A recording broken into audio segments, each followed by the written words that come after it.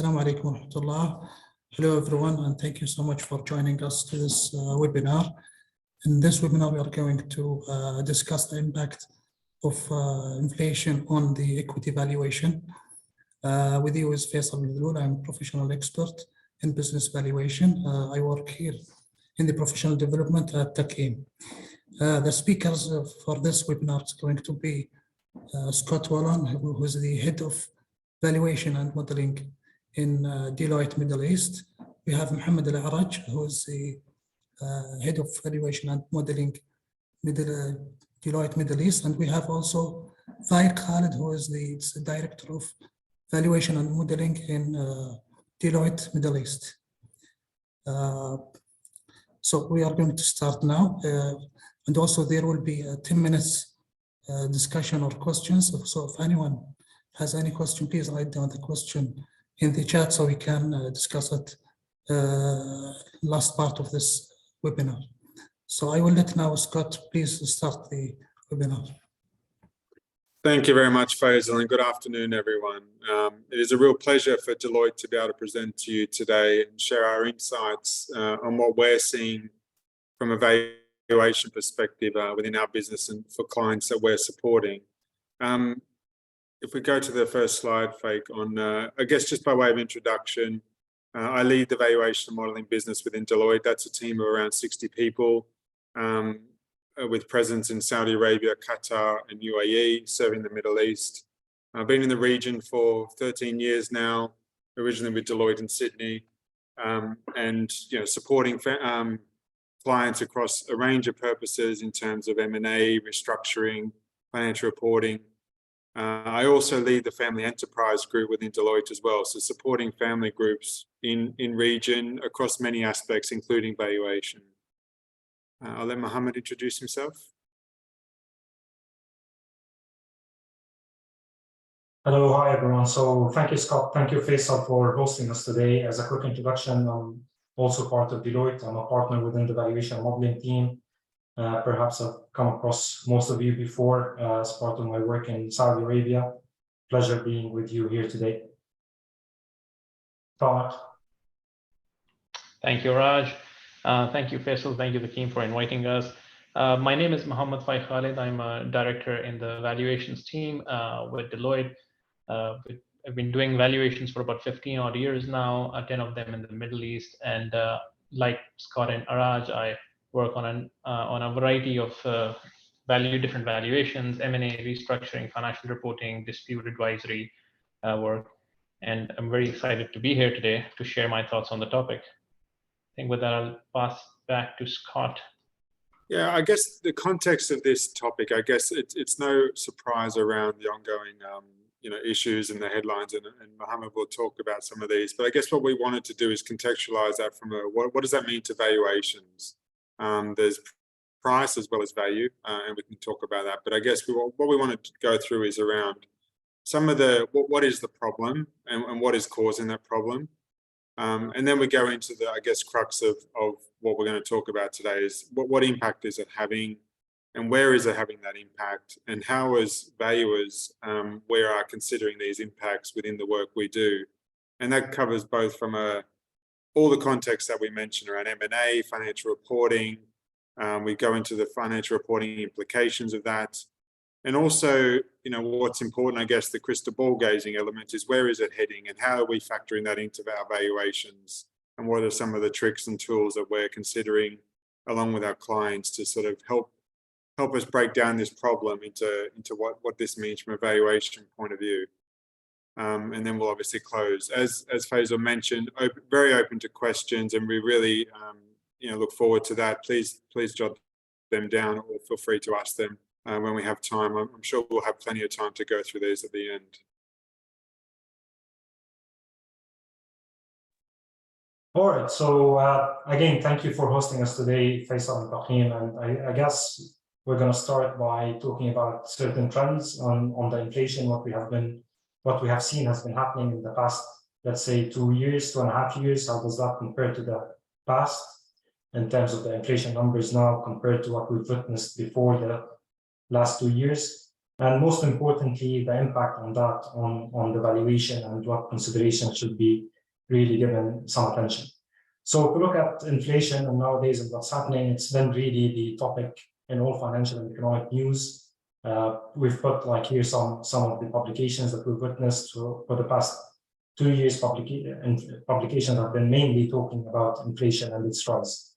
It started really with the US in the first half of 2021, and then followed by the European Union in the second half of 2021. Just to give you like some details about how that had taken a lot of attention. So the Americans rated it as the nation's top problem. Joe Biden said that addressing it is on his top of his agenda. And while it started coming down in some parts of the world, it is expected to remain in the medium term. So if we look at the last quarter of 2022, we've seen that the inflation has slightly come down to its top highs that were witnessed at the beginning of 2022. However, it's still expected to remain for the medium term. Hence, we're having that discussion today. In terms of figures, it reached 8.6 in May 2022, 9.1% in June 22 in the US. And just to put things into perspective, between 1998 or 1991 and 2019, it was 1/3 of that. It was at 2.3%, which most of us really have been dealing with in the past. So the rise is quite significant and unexpected in some cases. It was low, however, in KSA in Q1 2022, it was at 1.6%. It has risen to 3% in the second half of 2022 and 3.3% in December of the last year, mainly as a result of the increase in the housing cost and the utilities, which are electricity, water, and the other sort of utilities. If we move to the second slide, please.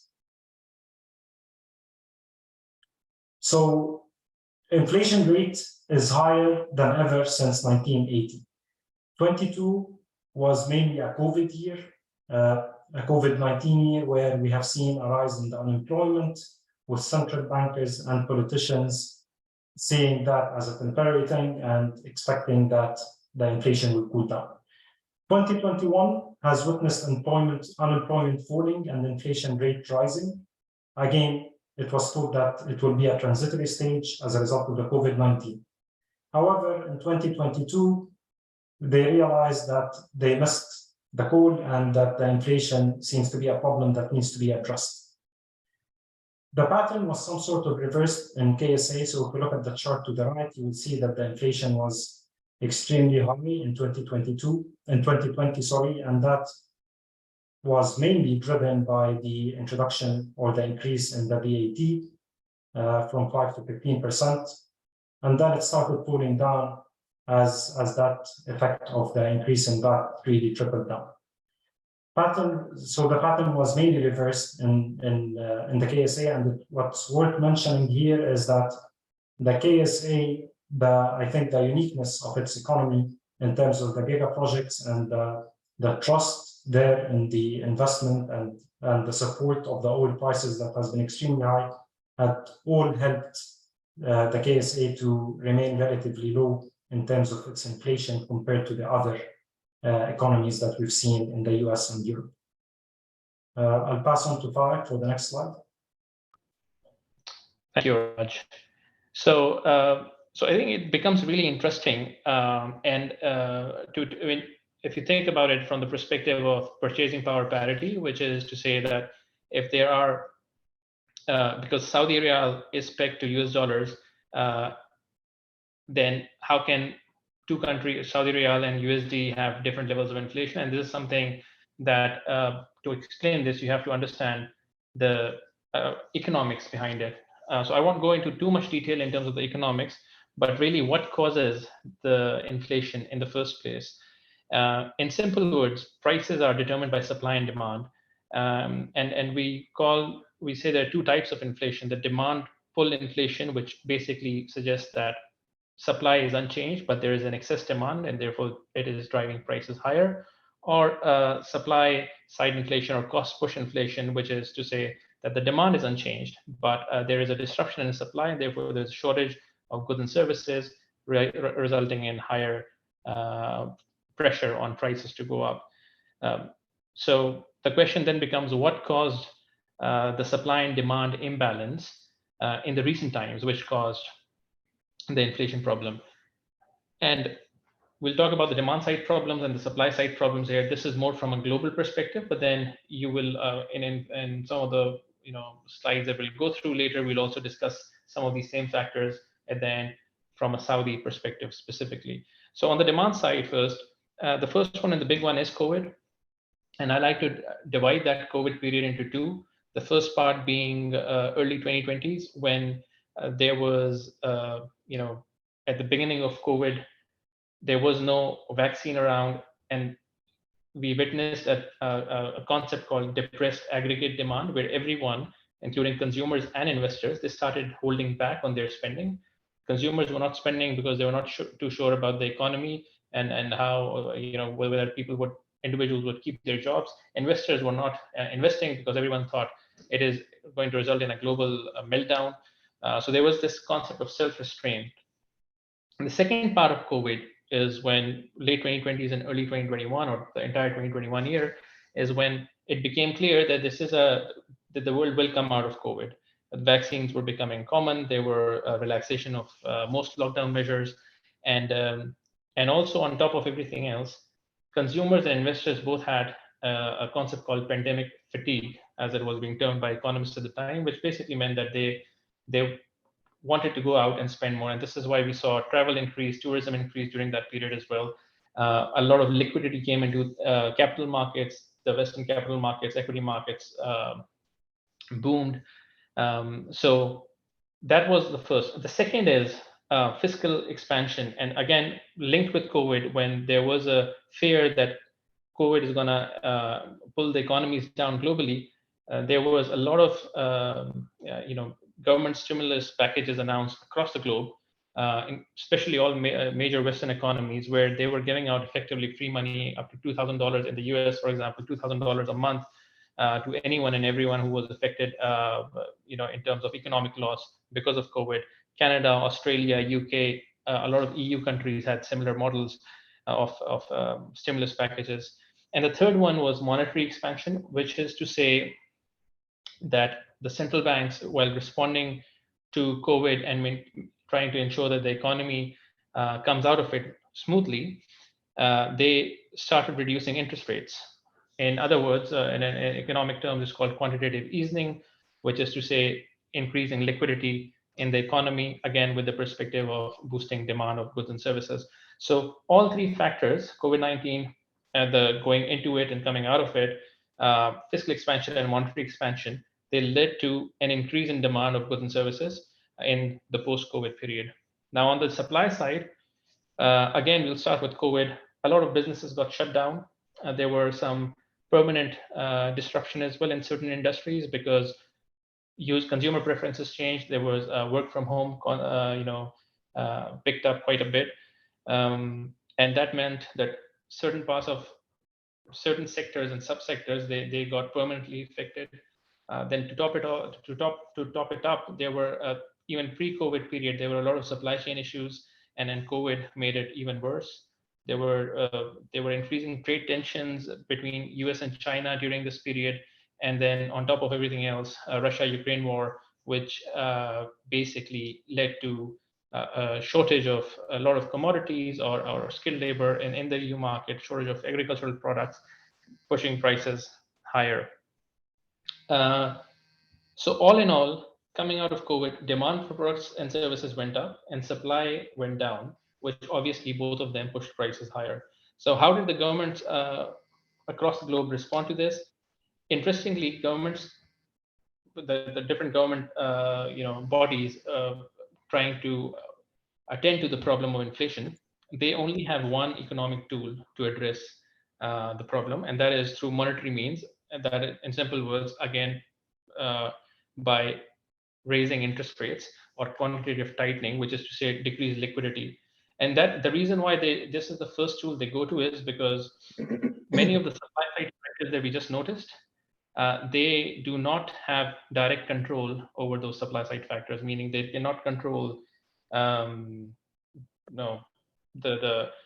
US-China trade war, for example, or the Russia-Ukraine war. These things are not something that can be controlled easily. So like on this slide, what we are presenting is that as a result of rising inflation, to counter it, most central banks across the world started increasing interest rates or started using monetary tools.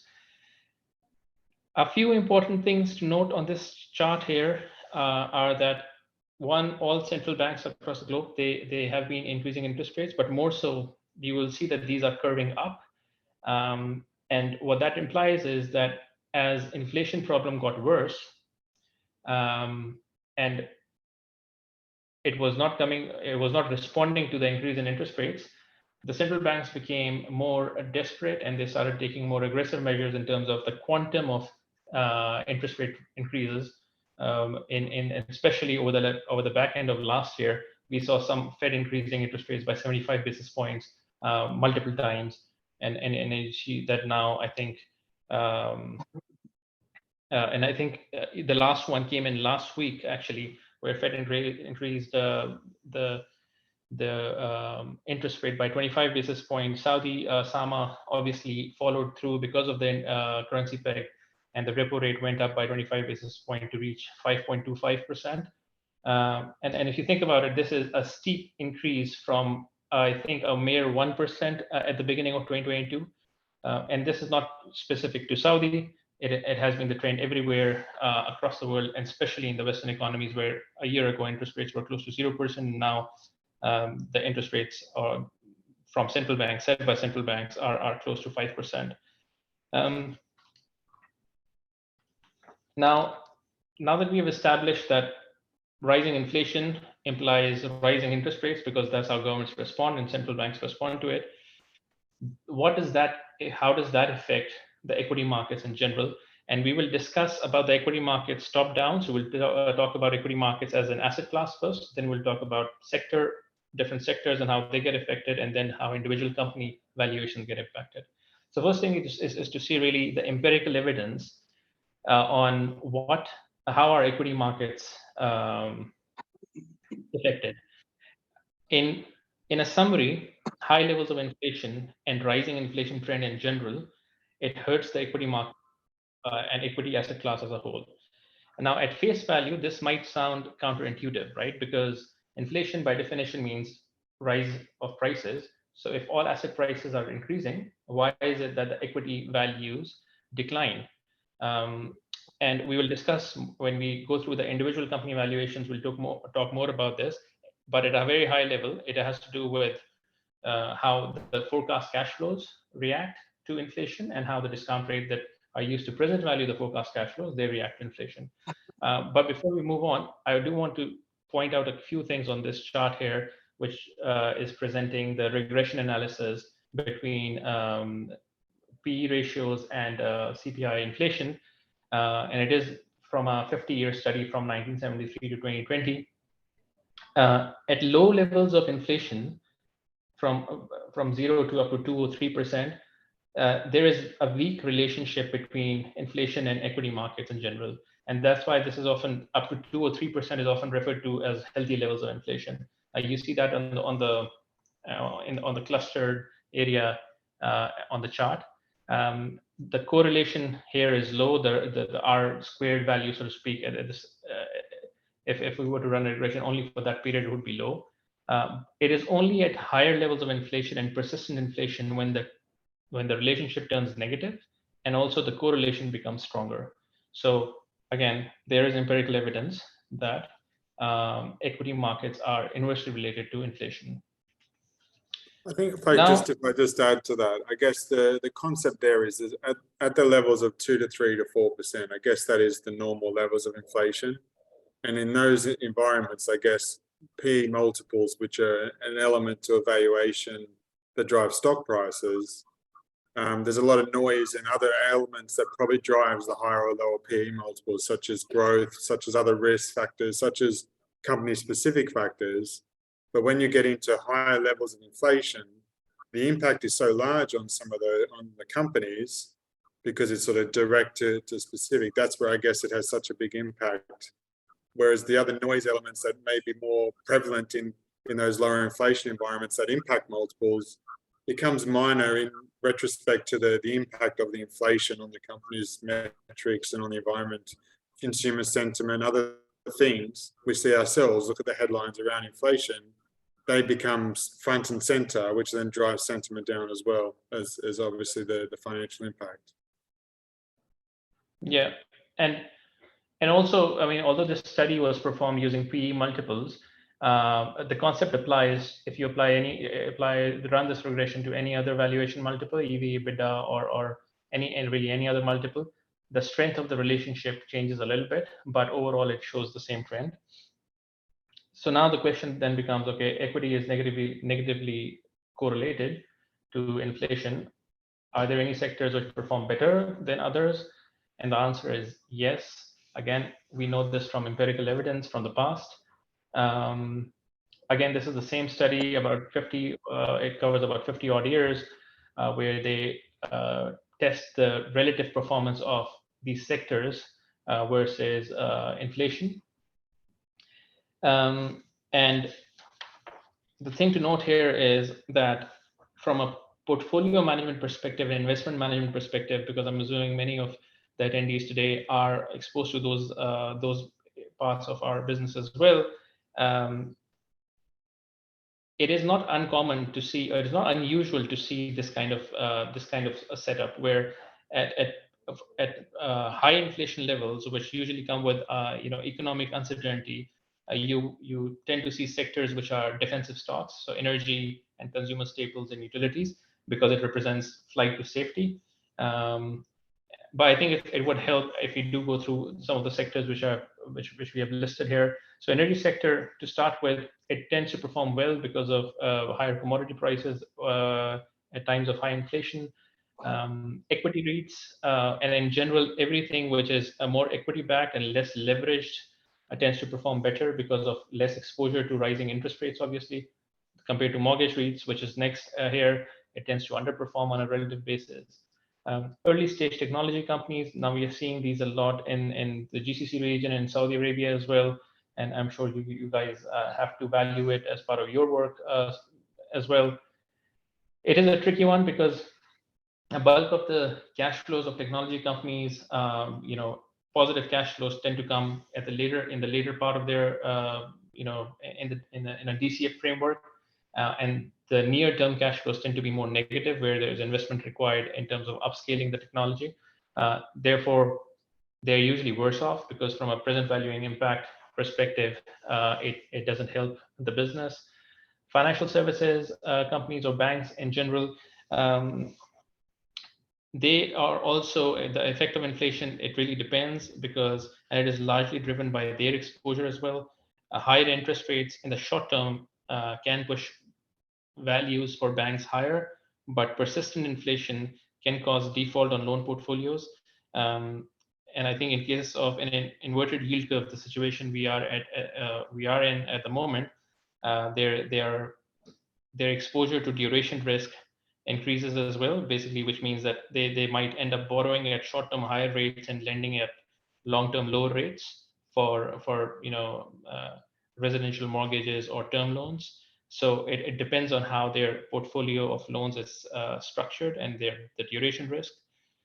Utility stocks tend to perform better than other industries in some cases where the prices of utilities are regulated and they're not able to pass over the cost increase of their inputs to end customers. It may be they may underperform as well. Consumer staples tend to perform better than consumer discretionary. In general, anything with a high competition environment, any business in a high competition environment tends to underperform versus industries where there is low competition and high barriers to entry. So now that we've covered equity as an asset class and I think sectors, Scott, perhaps you can walk us through individual company and how they might be impacted. Yeah, sure. So I guess what we've set out on this slide and the following slide is on what line item, when you think about a valuation model, whether it be a discounted cash flow model or a financial statement, where is inflation impacting it, and how does that then impact the valuation, obviously? So what we do is go over sort of the P&L impact here on this slide, and then we go over discount rates and balance sheet items on the following slide. So if you think about revenue growth, actually inflation could be a very positive element and likely increase the growth of revenue on a like-for-like basis, all else equal, because obviously, you know, to the extent particular when you can pass on those prices, you know, you're going to grow revenue off a lower base the following years as pricing power kicks in. So if you can pass on that inflation to your customers, then you will experience a higher revenue growth. Less so for companies which are more regulated, such as you know, utility companies or companies with fixed term contracts or long-term contracts that are more you know, stepped up in nature. But in general, you know, revenue should be increasing in this environment from a growth perspective.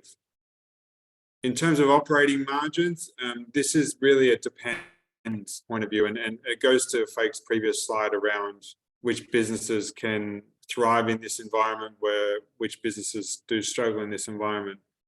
You know, some costs, if you think about what impacts margins, obviously the cost structure impacts the margins. How much of that higher revenue flows down to profitability?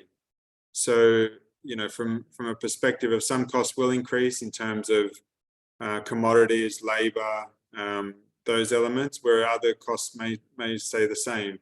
And really depends on really the nature of the cost structure, what's driving the highest expenses in the business, as well as the nature, whether it's fixed versus variable costs. For example, rent may not increase with inflation initially, but over time there could be an increase, you know, a 2 or 3 year lag, for example, whereas other costs such as skilled labor and those things are probably going to be more timely in the current years. So operating margins will be impacted. I think the speed at which they're impacted will depend on the nature of the business and how much of those costs are fixed versus variable and how much that gets flown through to the business. Growth and investment efficiency, what we're talking about here is around working capital and CapEx, capital expenditure, which is another cash flow item, obviously within our discounted cash flow modeling and valuations. Working capital will change naturally from a perspective of strain on the businesses in the environment. We read headlines around some businesses struggling and the recession and other sort of challenges around consumer sentiment, and particularly in some of those industries.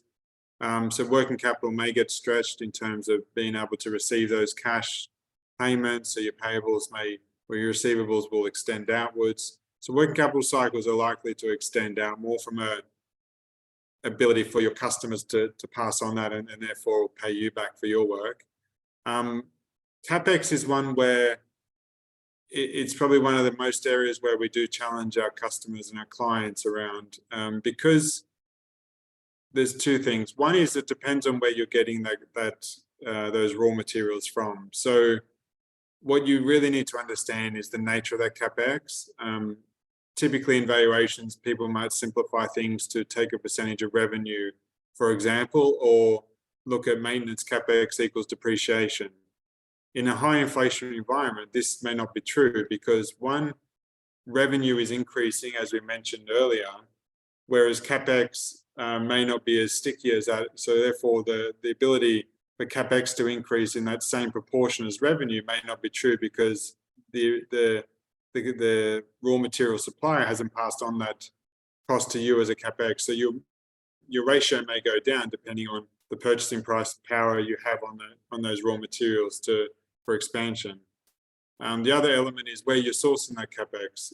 If, for example, you're sourcing that from Europe, which may have a higher level of inflation, therefore there might be a disproportionate impact on your CapEx costs to your revenue, because the inflation in that environment where you're sourcing the raw materials might actually be different to where you're sourcing the revenue, for example. So what I'm trying to say there is it's complicated CapEx, and you really need to sort of understand where you're getting that, those raw materials and the investment from, the timeliness of that, and how much of the inflation is really going to impact those businesses to then flow through to your business as well.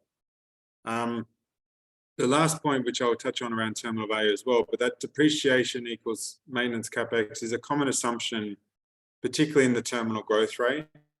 When you look at just sort of cash flow modeling, when you're modeling your CapEx in that final year, a simplified assumption is, well, it must equal depreciation. But in a high inflationary environment, remember your depreciation is a historical cost.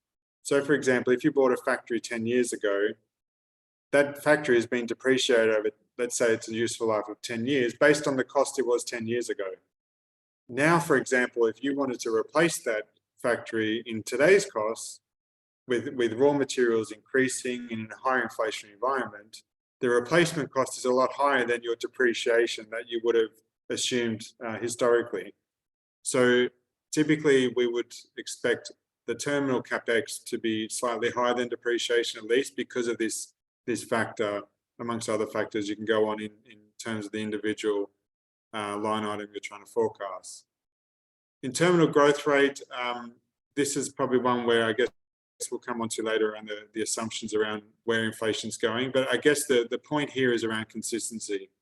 There are various assumptions people use around terminal growth rate, whether it's in line with the risk-free rate, is it GDP, is it inflation, and so on. But what's important is that it's consistent to your discount rate. So for example, in this region, we do build up discount rates, which have an inflationary premium in that discount rate. So what the common mistake is in the industry is that you might have a terminal growth rate that could be 2 or 3% because it's a long-term assumption around inflation, but your discount rate has assumed 6%, 8% inflation into perpetuity. So clearly you're assuming your cash flows grow at 3%, but your risk premium needs an 8% premium for inflation. So I guess that's the main thing that we do make sure is consistent around long-term expectations of growth on your cash flows, as well as the long-term expectations around the risk premium in your discount rate are the two areas. Now, cost of equity is clearly gone up over time. There's two reasons why cost of equity has gone up. One is inflation impacting risk-free rates, because risk-free rate is an element of your cost of equity, as well as also the equity market risk premium. So for example, when we're looking at a discount rate for Saudi Arabia, we would have an equity market risk premium built into that discount rate to assume what premium should an investor pay to invest into equities in Saudi Arabia. That premium that we apply in the discount rate has also increased because of the higher volatility in this market environment.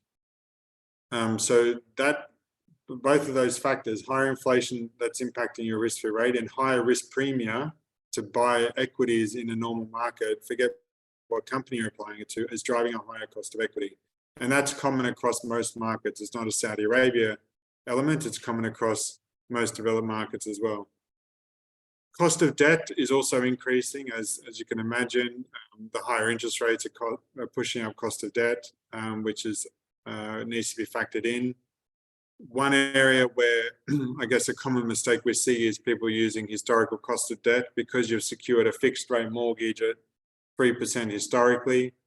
You need to reflect what the yield curves are positioning the business at today, and therefore factoring in what the potential cost of debt could be for a new buyer of that business. So looking at the current pricing in the market based on yield curves and spreads. The other thing, I guess, impacting cost of debt, which I think, I guess, crystal ball gazing that will have an impact, is the default risk. So as the economic situation unwinds, and therefore if there is potential recessions, that failure risk and default risk, which is a factor in your cost of debt, will also increase, which will then push it up slightly even more than the otherwise. So I guess the combined cost of equity and cost of debt is driving your discount rates to increase, which therefore, when you have a higher discount rate on your valuations, that leads to lower valuations, which I guess and that's, I guess, the elements of how it impacts each line item of the valuation model. And many of those topics, just to add, many of those topics have been raised by our clients, CFOs, where they have a lot of investment in associates and mainly for financial reporting, where they really were proactive and they came to us and told us if our risk-free rate has increased, how are we going to just continue to grow the terminal year cash flows by the 2.3%, which has been like the long-term inflation rate for so many years before. And the CFOs have really realized that there's a big mismatch between some of their inputs into their valuation model and projected cash flows and the outcome. And that really raised a lot of the topics that we're discussing here today and the impact and how to address them. So those are really live topics that have came across from our clients as well.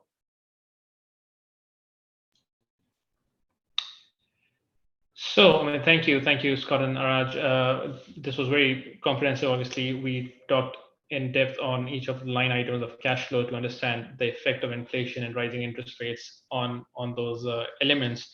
And like Araj said, this is a highly topical and the kind of questions we get as valuation specialists in the industry as well. Another thing we kind of keep an eye out for on from as valuation specialists are the different kind of markets where valuations are used. So M&A market, VC venture capitalist market, IPO market, and the level of activity in those, because the level of activity, M&A activity especially, and the transactional activity, it in many cases drives the values and prices up or down because it is linked with the liquidity available in the market, especially the private markets as well. So in the coming slide, so on this slide, we're discussing M&A, and then in the next few slides, we'll discuss some of the other markets. The question is, how do the rising inflation and interest rates potentially influence M&A activity? We have, presented some global trends here. In short, basically, a few things to consider. Debt financing acquisitions become more costly as a result of rising interest rates. Inflation can lower your real returns on investments, and because of these two, asset divestment can become more difficult as well. So as a result of this, what happens is that generating returns can become increasingly difficult from a private equity framework perspective or as a financial investor. And what happens then is that the level of activity goes down because PE houses and all financial investors, the number of investments available for them, they reduce because they have to obviously plan an exit after X number of years as well. So in short, the M&A activity goes down as inflation goes up, and that is exactly what we saw globally as well. As you can see in the charts, in the last 4 quarters, I think M&A activity has been going down globally. In Saudi Arabia, though, the trend has been slightly different because of the investor confidence here, because of a lot of robust government spending plans, and then which are also medium to long term with Vision 2030 as well. We haven't seen the same kind of drop in M&A activity in Saudi Arabia, and to the contrary, actually, a lot of surveys that are being conducted now, the C-suite, the CFOs and the CEOs, they're suggesting that M&A is one of the areas they're looking at potentially to expand in the near future. So it is a bit of a different trend here in the GCC, and particularly in Saudi Arabia. Next is the venture capital market, or the early stage technology companies. Again, here, globally speaking, the trend has been in the last decade, last 10 years, increasing number of transactions and increasing quantum of transactions, value of transactions as well. But if you see the second chart, in the last 3 or 4 quarters, transactions and value of VC investing has come down quite a bit. Now, again, interestingly, because early stage technology companies are just picking up in the region, and there is a lot of positive, encouraging regulation around that in Saudi Arabia and the region. We are seeing a lot of new early stage technology businesses starting here. There are a lot of new incubators that have been introduced in different markets for different sectors. And that has helped boost the transactions and the VC money flowing into these investments. So the approach is, what we are witnessing is that it is a cautious approach. There is a 2 or 3 years ago, or I would say even like more than almost a year ago, the focus of a VC was very much to look at top line growth, revenue growth, market share, and they were less concerned about the path to profitability of technology investments. Now the focus is very much shifted to bottom line and profit, to say they want to know what is the path to profitability, what is the path to positive cash flows, because they know that in the current macroeconomic scenario, the potential exit will probably be linked with the income earning capability of the technology business or early stage business, rather than just ability to flip the investment to the next investor. But in Saudi, again, it has not been as bad. Unfortunately, we couldn't find any Saudi figures, but from our discussions with our clients, it is definitely not declining. In the IPO market, again, it is a similar story. There is a bit of a variance between how Saudi and the regional markets are at the moment, their health versus the global IPO markets. The global IPO markets had been increasing in the last 3-4 years, and you can see I think 2021 was the highest in over 20 years.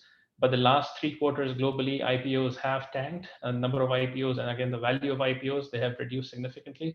But I think many of us are aware, in Saudi, in GCC and particularly in Saudi, a number of IPOs have been increasing. Again, there is a lot of regulatory encouragement as well, and then there is a bill to revitalize the capital markets. I think in Tadawul alone, not just the primary market, not the secondary market, there were 22 IPOs last year in 2022, up from 9 IPOs in 2021, so more than doubled in the last year. Americana, Lubref, Nahdi, Marafiq, Arabian Drilling, there are a number of them. So again, Saudi Arabia has been has done much better than the rest of the world in terms of IPOs. So the next is really from a financial reporting perspective, because a big part of the valuation job is linked with financial reporting. A lot of international accounting standards speak to future values or fair values. So we also do valuations, and therefore we have an opinion on how valuations are changing and reacting to the high inflation environment. We are seeing obviously a lot of indicators of impairment. COVID-19 was there previously, coming out of it, then in rising inflation, supply shortages, labor shortages. There are quite a few. They may affect different businesses in different ways and different sectors in different ways, like we discussed. Discount rates have gone up for all businesses, irrespective of the nature of the business, and that's purely, like Scott mentioned, because risk-free rate has gone up and borrowing cost has gone up. In some businesses, in some cases, profit margins have been squeezed where they're not able to pass over the cost increase to the end customer. But it's not just impairment of investments. There are a lot of other financial reporting considerations from a valuation point of view as well, which I'd like to mention here. On the balance sheet, for example, ECL provisioning for debtors and account receivables, it might get impacted as counterparties may be impacted by inflation in different ways. Higher interest rates potentially means lower values of certain IFRS 16 lease liabilities or end of service benefits and retirement obligations. So it's not just the asset side, the liability side might get revalued down as well. Lease payments tied to inflation may increase rental costs for certain businesses, and therefore if they are reflected on the balance sheet in any way, shape or form, they may get impacted. all these changes on the balance sheet, they trigger a number of ratios, and in some cases we have seen they trigger some of the loan covenant ratios as well, and therefore affecting the financial health of the business and the ability to draw more debt as well. So there are the impact is not just purely from a discount rate perspective going into investment valuation. It is also on the balance sheet. You have to keep an eye out on all the different items and see how they might get impacted as a result of the changing macroeconomic scenario. And again, these are things which are irrespective of Saudi Arabia's relatively robust performance in M&A market, IPO market. These things would still impact even the Saudi Arabian businesses as well. I think just to give just some comments around that, I guess and it's sort of, I draw upon the experience around COVID, when COVID was occurring, and the discussions we're having with our audit team at the time around temporary differences versus permanent differences, and the timeliness of that. Because I guess from an audit perspective, there is a extra, I guess, layer around taking a permanent impact on the financial statements. So I guess it's really around understanding the impact today versus the impact going forward, and how that business is likely to be impacted over the near term to realize that sensitivity on the valuation. A lot of our work is resulting in a lot of sensitivity analysis, a lot of cash flow modeling, much more than before. And I guess the reliance on market multiples and other valuation methodologies versus a discounted cash flow, it's a lot more around the discounted cash flow and business planning to be able to model that and see those impacts of inflation on the cash flows on the valuation. And the same was occurring during COVID, whereby the reliance on public company multiples and historic measures is obviously less reliable than looking at positions today versus how you can model that going forward.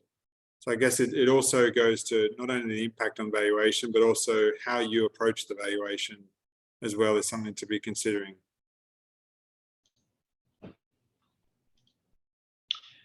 So then the next is really, where are we headed in terms of inflation forecasts? And I would like to link the discussion here back to the supply side and demand side factors, because if they are causing inflation and interest rates will go down when those factors subside. And so from a demand side perspective, we saw that they can be controlled through monetary policy, but supply side factors, they're not under direct control of central banks or the government. And therefore it becomes a bit, when is it that the supply side will sort itself out over a period of time? And it does over a period of time, because of technological improvements and innovation and et cetera, the markets readjust. So there is, like everything else in valuation, there is a subjectivity in the timing of when that will happen and when the supply side issues will be resolved. Like I said before as well, the global supply chain issues or Russia-Ukraine war, these are things which are not easy to resolve, and is certainly not in the hands of any one central bank or one government. Because these issues continue to impact the prices of energy, international energy, fuel prices, not just fuel prices, food prices as well, specifically in the European EU zone, they continue to impact the businesses and therefore their valuations as well. It seems that currently, like I said, there is subjectivity. These forecasts that you see here, we have presented forecasts from Economist Intelligence Unit, EIU, and IMF here. These forecasts are based on subjective inputs fed into the macroeconomic models that these guys run. And I would like to say that, they have a view, but it is like anything else in valuations, these are based on subjective inputs. It seems like currently these macroeconomic data providers, EIU, IMF, and others, they have a consensus that by 2023, 2024, the inflation will come down to more or less stable levels like it was in the future. Whether that stable level would still be at 2 to 3%, we don't know. But at present, at least, they are forecasting that inflation will come down to similar 2 to 3% levels by 2024, and some economies by 2025 as well. So And this is something to take with the, always. I mean, these are projections which continue to update on a monthly basis, and we have seen these projections change drastically from last year to this year, and that's why I continue to say that these are based on subjective inputs, and they continue to change. At any point in time, at best, they can be treated as, what is the consensus estimate between EIU, IMF, and some of the other econometric data providers. I guess one point to consider there, though, and I guess no one has a crystal ball, and we're all using the best estimates, but these are sort of obviously reputable data providers who are followed by the market. So I guess it goes to what is being priced in by brokers, by companies, by investors in the market. They're using the same information we are, and they're looking at the same projections we are. So I guess it is a little bit of a self-fulfilling prophecy. So I guess if there's a variation around these metrics and therefore they don't fulfill, that is where I guess shocks to stock prices happen and markets. But this, I mean, you could, if we're believing the efficient market hypothesis, then you would say that this is what's been assumed in those investors' valuation models, because I guess that's how valuations are being derived. We're all looking at those types of sources for guidance around long-term inflation levels. So I think with that, we will wrap up the discussion by summarizing some of the key concepts that we discussed from an investor point of view, a borrower point of view, and then as a valuation appraiser. Given the purpose of this presentation was to really discuss the concept from a valuation specialist point of view. So first, as an investor, it is important to note that the impact of inflation will vary across businesses, across industries, and across different geographies. We discussed how the rising inflation affects different parts of the projected cash flows.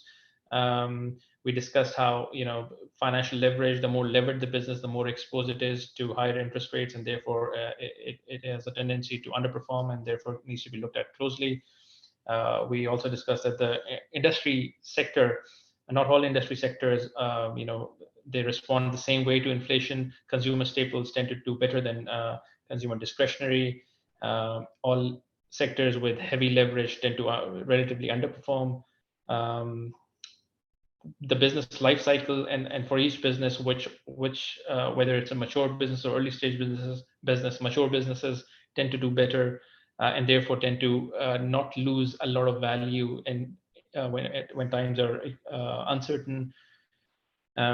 Discount rates tend to go up both from a cost of equity point of view and cost of debt point of view, because the price of risk, as we call it in the industry, it changes, it recalibrates with the higher interest rates. As a borrower, obviously hedging becomes a lot more important at this point in time. Also, balance sheet strength has to be considered, and the cost of distress has to be considered from a borrower perspective as well. And lastly, as the valuation practitioner, you have to go back to the definition of fair value, really, in terms of willing buyer, willing seller, and an open market concept. From a buyer perspective or an investor perspective, we discuss a number of factors that needs to be looked at. From a seller perspective and a market perspective, you have to keep in mind the current status of the IPO market, capital markets, VC markets, M&A markets, depending on the business you're valuing and which markets it is exposed to. So really, valuation becomes a melting pot where you have to think like a borrower, like an investor, like a buyer, like a seller, and come up with a well-rounded view in your valuation analysis. So I think with that, that's all for the presentation. We'll be happy to take questions. I think there have been some people posting questions. Faisal, do you have? Yeah, so anyone has any question, feel free to write it down in the chat so we can discuss it. Faik, I have a question when it comes to estimating the cost of equity. For the valuation practitioners, are there any factors that they need to take into consideration while they estimating the cost of equity? Yes, 100%. Yeah, in inflation rates environment. Yeah, no, it is definitely they need to consider the rising inflation, because like we discussed, there are three different ways in which cost of equity gets impacted. The first one is your risk-free rate, right? Which because the yield on government bonds goes up as the policy rate increases, and in Saudi Arabia, the repo rate goes up, the risk-free rate goes up, so the cost of equity goes up. And when I say cost of equity, I'm discussing more from a capital asset pricing model framework, capping framework. So risk-free rate goes up. The second element of it is equity risk premium, which is generally measured in terms, there are mathematical models behind it and there are qualitative models behind it. But in general, it increases in periods of high equity volatility. And right now we are seeing that. So the equity risk premiums might go up as well over a period of time, which is in simple words, it is to say that an equity investor would want a higher premium to account for the higher risk in the equity industry, equity markets. Professor Damodaran, he publishes an equity risk premium estimate every month, and actually over the last year, comparing his numbers from last year to this year, they have gone up quite drastically. The third element is something which is specific to the business, which is as we call it, project specific or company specific risk premium, or alpha, it is referred to as well. To the extent that the risks in projected cash flows, the risk of economic uncertainty cannot be translated into the projected cash flows, then it can be addressed through alpha as well, and that is also part of cost of equity. So all these three have to be considered in your cost of equity estimation. Thank you so much, Faiq. We have a question regarding the terminal value growth and the risk-free rate. I think, Scott, you touched on that. Can you explain further about it? Yeah, sure. So I guess to contextualize, the terminal growth rate is something that's typically applied for the growth after the discrete period. So you might have a business model that looks out 5 years, let's say, and after year 5, you then have to make an assumption around the long-term growth of the business. So you need a position in year 5 of what the growth of the business will be from year 5 onwards to perpetuity. So that's one element. So it's not about the inflation today, it's about the inflation in 5 years' time and beyond that, because inflation today and then over the next 5 years should be captured in your financial model. Now, so that's the sort of area on the terminal growth rate that we're interested in. That's just that inflation expectations in 5 years' time and going forward. Your discount rate is your discount rate that you're applying to cash flows from today, right? And it's applied to every cash flow over the next 5 years plus that terminal growth, that terminal value, which then obviously is a perpetual number. And in valuations, the value contribution from that terminal value calculation may be between 40 and 60 to 70%. So it's quite a big impact on the value, is that what is happening from year 5 onwards. So what I was saying is, if you think about the discount rate, and let's say the risk-free rate is one of those inputs, in this market in particular, that risk-free rate is sometimes driven by a build-up approach of a US risk-free rate plus the inflation differential, the inflation expectations of Saudi Arabia, let's say. So inflation expectations are built into that discount rate because it's a nominal discount rate. What we see as a common mistake is that the inflation expectations, sorry, I'll take a step back. And that discount rate is applied over all the period, right? So it's not a discount rate that's applied for year 1, and then we change the discount rate to year 2, and then we use a different discount rate. That's a separate conversation. But if we're assuming this discount rate is the risk premium over the long term to invest into this business, that inflation premium should be at a long-term expectations level. So what we see as a mistake is people put in let's say a 9% today into that risk-free rate, which means your discount rate, if you use a 9% inflation, could be 25%. But then in the terminal value, which is where you're driving 50% of your valuation, you use a 3% long-term expectations.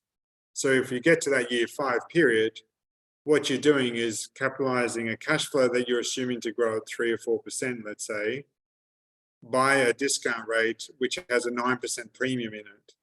So therefore, there's a mismatch between the long-term expectations of that cash flow at that point versus the long-term expectations of inflation you built into the discount rate at that point. So that's where the difference is. If you're going to use a long-term inflation of, let's say, 3%, then be careful what discount rate you're applying to that cash flow, because that has an inflation premium built into it also. I hope that answered the question. Yeah, thank you so much, Scott. What about the assumptions that when we calculate the terminal value, you mentioned that we should be careful with assuming the capex and depreciation. So can you explain further about what are the considerations that we need to take when we calculate the terminal value? Yeah, sure. So just to go back to the point I was trying to make was, depreciation is a historical, it's sort of an estimate of a historical cost. So let's take that factory of $100,000 that you spent 10 years ago. You depreciate that over 10 years, you get $100,000 each period, which is the depreciation of that. Now, if you use the depreciation equals capex assumption of saying, okay, now I need to replace that factory, you're then going to use the $100,000 as an estimate of to replace that factory. But in a high inflation environment, it's costing a lot more to actually build that factory in today's dollar terms because of the high inflation. Raw materials have gone up, and they may have gone up a lot more than revenue and other items. So using depreciation as a guide to future value, future capex, in any environment, to be honest, even on a lower inflation environment, is a little bit dangerous, because you're assuming historical cost of raw materials growing at, let's say, 2 or 3% inflation is a good estimate of future investment on that same investment you have to make. But it's even more so in a high inflation environment. So what you should be doing is not only you can estimate the capex by revenue as typically is done in the industry, but what we are doing internally is actually understanding what that capex is. So understanding what that material is, when is it going to get built, where are we sourcing those materials, what country, what inflation environment do they have, does that raw material need to grow in line with our Saudi Arabia inflation, or is it a different inflationary level? So understanding actually the product that you're buying, rather than just modeling out like a normal cash flow and assuming very numerical terms. So it's really understanding the nature of that capex, and then in simple terms, you should be growing that in perpetuity higher than the level of depreciation that you're forecasting in the model.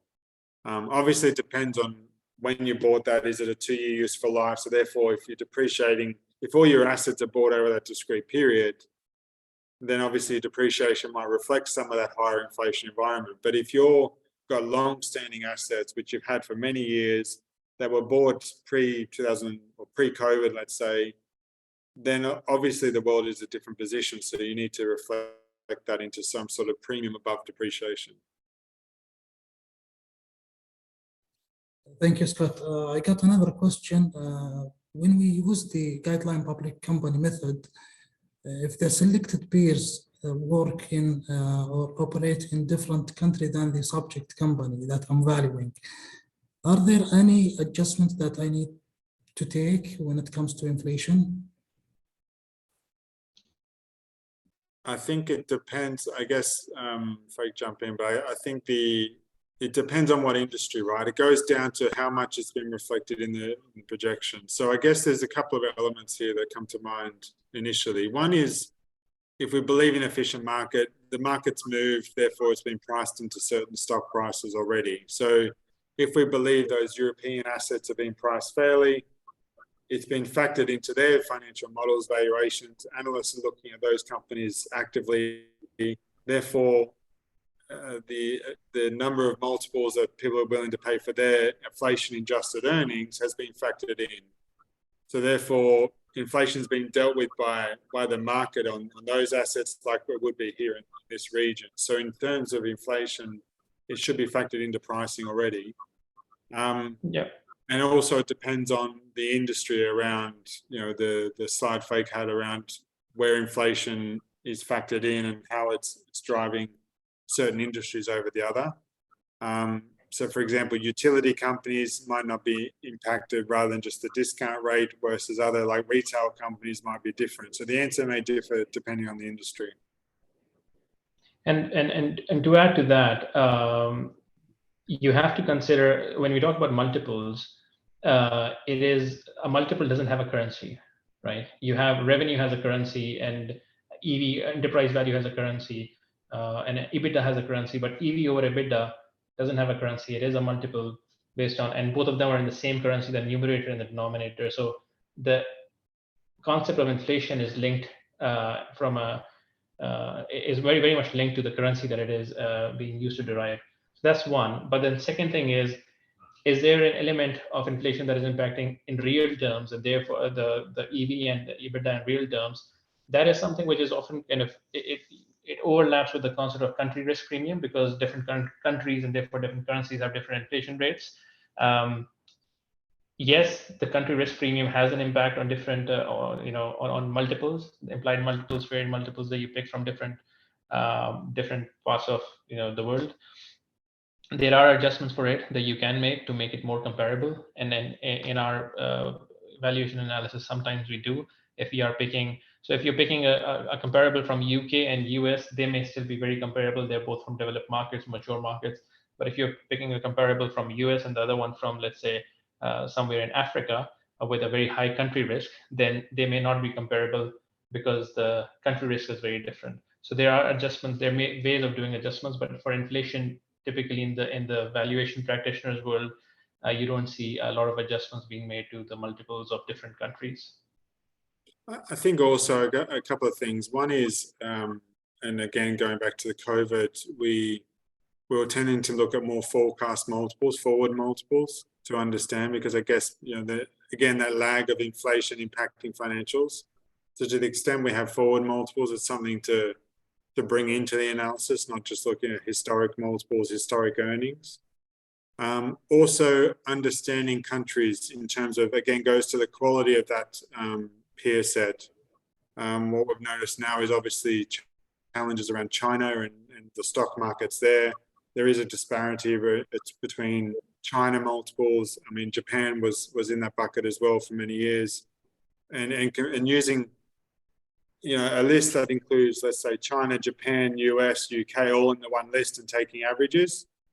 For me, that's quite dangerous because of the differences built into just the macro elements into those. So you're not really getting a good data set. I mean, the data and the comparability might be there, but I guess streamlining that between the different geographies may make sense because they're impacted by much different things than your company. Thank you so much, Scott. And I have a question regarding beta. Does inflation impact beta? Let me take this one. So again, I mean, you have to understand what beta is, right? It is derived from the regression of the stock price of comparable companies, their traded prices, and S&P 500 index if you're doing international CAPM, or a local index if you're doing a local capital asset pricing model framework.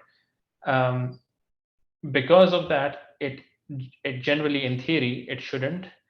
Again, the concept goes down to in real terms, does it?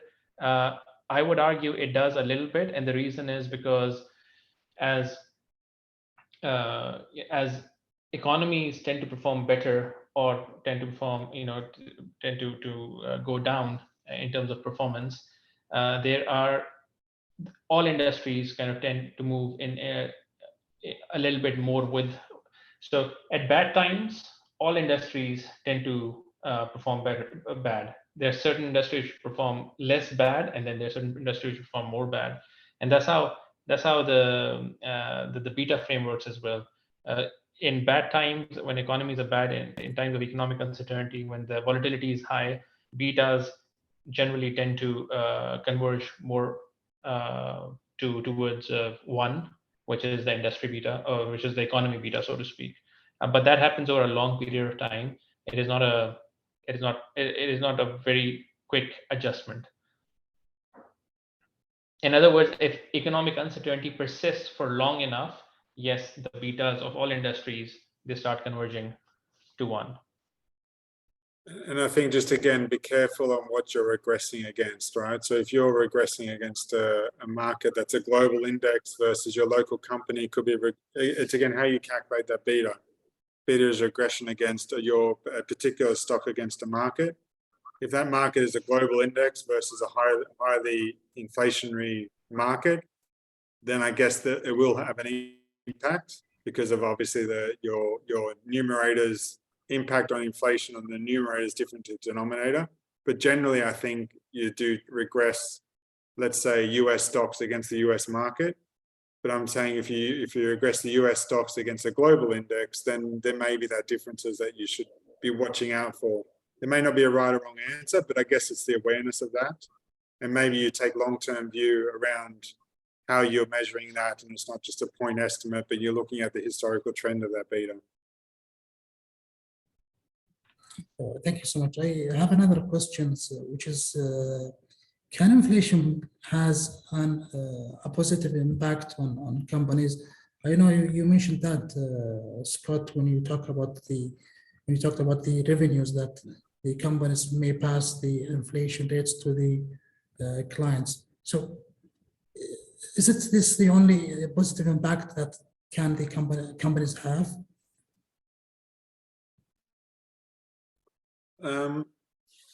I think there are. Obviously, if I went through his slide around, I guess, industries where inflation is positive, I think the ability, it goes down to the ability to pass on that inflation. And I guess it comes down to people with higher purchasing price power in terms of, let's say, Apple or other big sort of multinationals where they have a captive customer base, and they are obviously driving the cost structures very lean and so on. So I think, let's take an Apple as an example. I think inflation in that environment may be a positive thing because it's impacting revenue, but they're such tightly managed, competitive employer, global, where they can derive synergies. So I think, you know, those environments are obviously ones that come to mind around a positive in terms of inflation. Like, anything from your side? No, I think you're 100% right. It is, if, you know, another example I can think of is if there is a industry which is with very high barriers to entry, and because inflation doesn't come alone, right? You have to understand that inflation comes with a lot of other economic factors moving with it, and quite often it comes with economic uncertainty, which causes a lot of businesses to hold back on new massive capex plans, on new investments, because they want the dust to settle and then continue with their capex plans and major new investments. Because of that, in such periods, there can be companies which are strategically placed in a sector, for example, where they don't have a lot of new entrants, and they are benefiting from their existing position, because there are not many players in that market. So you can have such examples, companies benefiting from higher inflation. Could be also when you're tied into certain cost contracts for a period of time where these are fixed, but at the same time your revenue is variant according to the inflation. So you're able to increase your prices while your cost base isn't changing because you've already secured that for a year or two.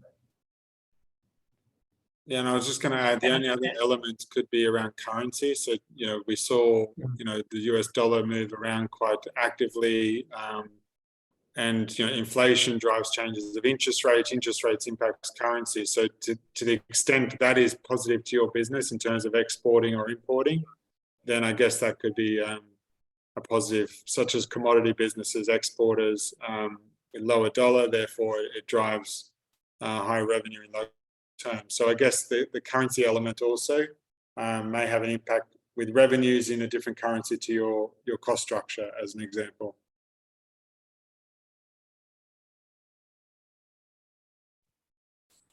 Thank you so much, Scott, Faiq, Mohammed. So, anyone has any other question?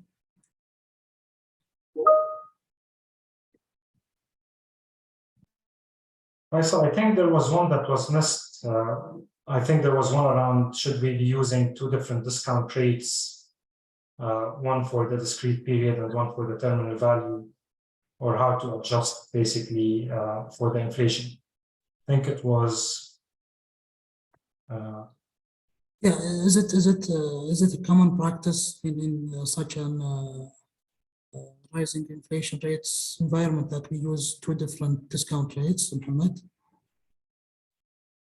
Yeah, it was. I think it was from an anonymous attendee. Yeah. I think there's like I don't see a right or wrong answer here. The thing is that it needs to be given some thought process. So I think realistically speaking, when we look like what we were doing before, we were linking the long-term growth rate with the inflation, and that was very close to the risk-free rate. Now, where we have the risk-free rate almost doubling, if we take KSA, for example, if we still use the long-term growth rate, it looks to be there's a mismatch there. So I think going back to the earlier slides where we have to take a longer view on whether that risk-free rate will come down if we're extending that projection period to 30 years, let's say, to capture the terminal impact, then perhaps, yes, we should use a different WACC in the terminal year, or we could increase the long-term growth rate itself, which I believe the model is, typically he uses the long-term growth rate and the risk-free rate as a proxy to the long-term growth rate, sorry, rather than the inflation. So the model usually he uses the risk-free rate as the long-term growth rate, and he argues that on the long run, the GDP and the long-term growth rate should be equal. So you can either use two different discount rates, there is no right or wrong answer, or you need to adjust that somehow in your long-term growth rate in the terminal year, so that it's based on something more realistic that reflects the new reality and the new risk-free rate that you're building your work on. The other thing to watch, I guess, is how you can rationalize that terminal value as well in terms of exit multiples, or is there any other sort of sense check you can have around that terminal value? Because we can all do the maths in terms of, you know, change 10% to 15% or whatever it is, but understanding what that implies from an exit multiple and making sure that even though there's rational, making sure that you're not implying a really high terminal value exit multiple if you looked at it from a private equity perspective is also something to check. And also making sure that you don't just, you know, the discount rate factors or the present value factors are obviously a compounding calculation. So making sure you don't just apply a terminal value or a present value factor in that terminal value just based on your discount rate. There's a path to get to that period. So making sure that's reflected in your present value factor calculation. I received another question which is related to the risk-free rate. During the pandemic, the risk-free rates went very down, and some practitioners, they use normalized risk-free rate. Now, and as we know, we're witnessing a very high risk-free rates. Is it a good practice to apply normalized risk-free rate? Sure, I can take this. It has been the case, yes. A lot of practitioners have gone that road, taken that road where they went risk-free, especially in the UK. Risk-free rates were very low, or in some EU economies, it was even negative for a brief period of time. And a negative risk-free rate obviously does not make practical sense. So they started taking an average long-term view of risk-free rates. Now it is the opposite extreme, where we have very high interest rates, and then therefore it can be argued on similar grounds that an average position can be taken. But I think the important point to note here is that and what we wanted to bring out and what we do and try and train our analysts and team as well on is the consistency between risk-free rate and terminal growth projection and the terminal value, because you can have you can normalize one, but then you have to normalize the other as well. And as long as you're consistently applying the growth projection in your risk-free and then your terminal growth, then it should be okay. Okay, anyone has any question?